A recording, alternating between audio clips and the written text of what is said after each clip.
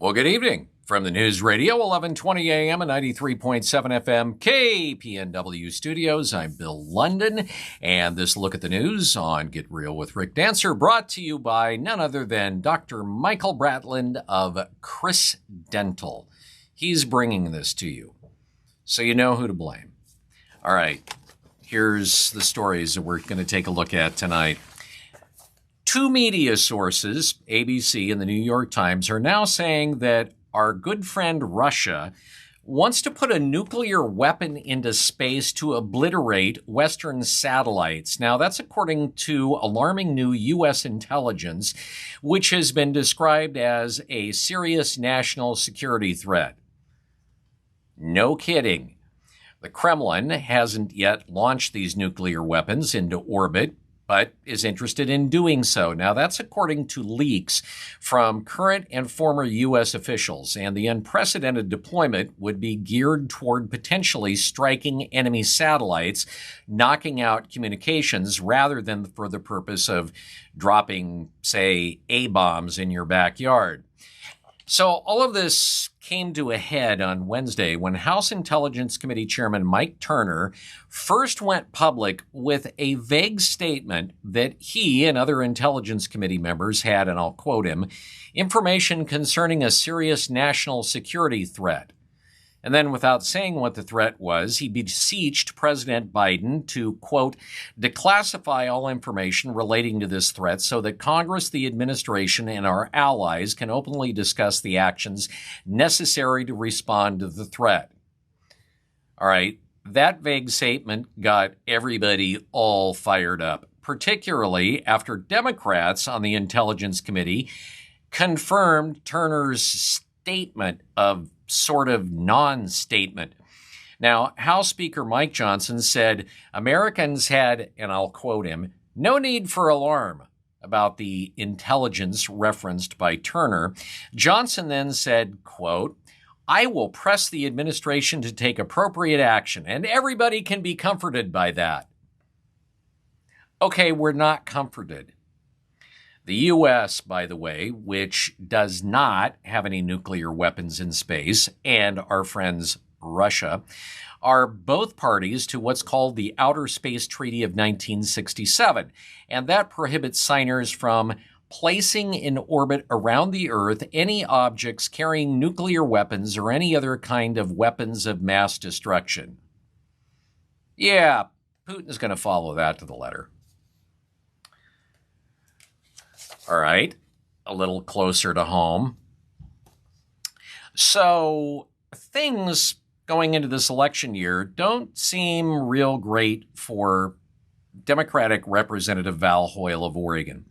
Turns out it's being reported now that the United States Attorney's Office issued a subpoena to the Oregon Bureau of Labor and Industries demanding records related to now Congresswoman Val Hoyle ordering her staffers to award a $500,000 grant to a cannabis nonprofit in the fall of 2022, while Boley was under the leadership of Hoyle before she went to Congress. Now, the subpoena itself obviously appears to be connected to the federal criminal inquiry into the relationship between former disgraced Oregon Secretary of State Shemia Fagan and the co-founders of the embattled Lamada cannabis chain, Aaron Mitchell and Rosa Cesaris.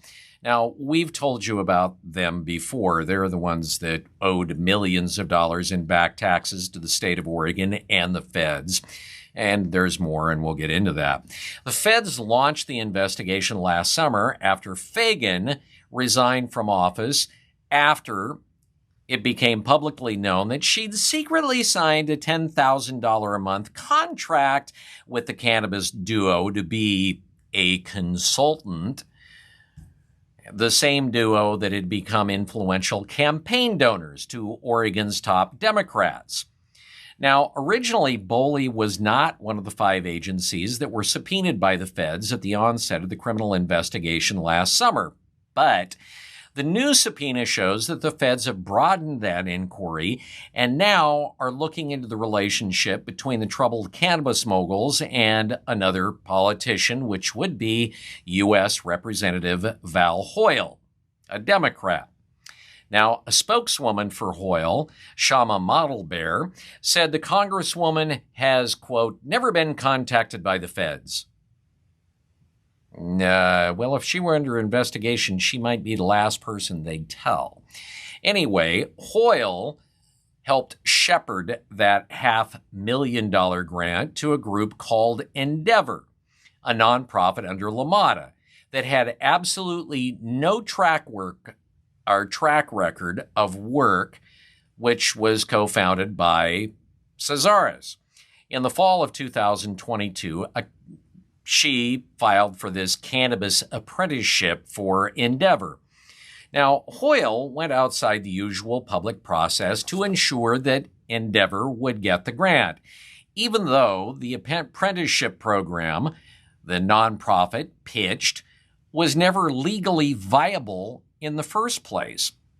Now, the subpoena asked that Boley provide all records, including meeting notes, audio recordings, documents, and all communications related to Endeavor receiving that $500,000 grant.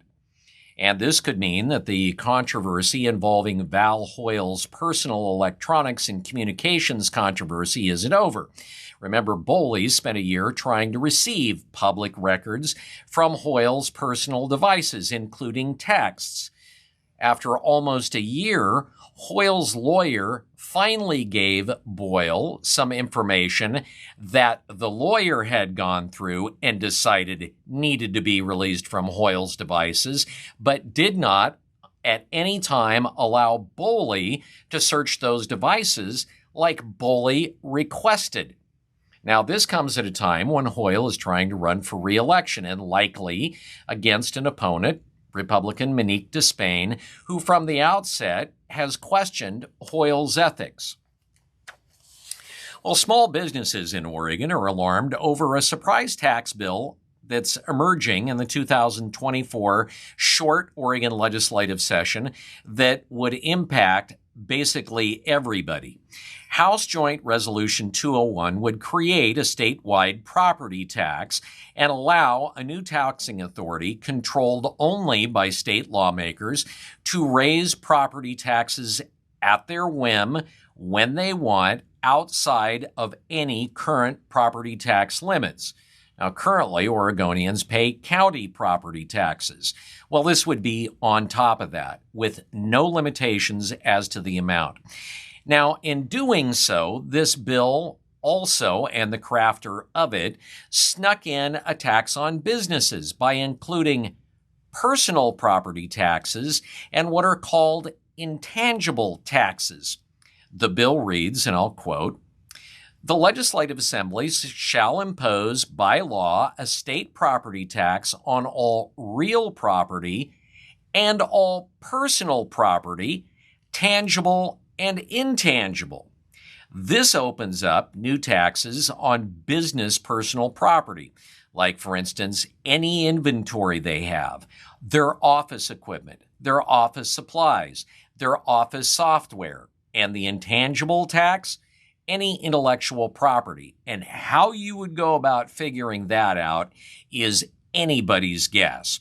Now, critics say by raising property taxes in Oregon on a statewide level, commercial property taxes also would skyrocket every time they raise the taxes.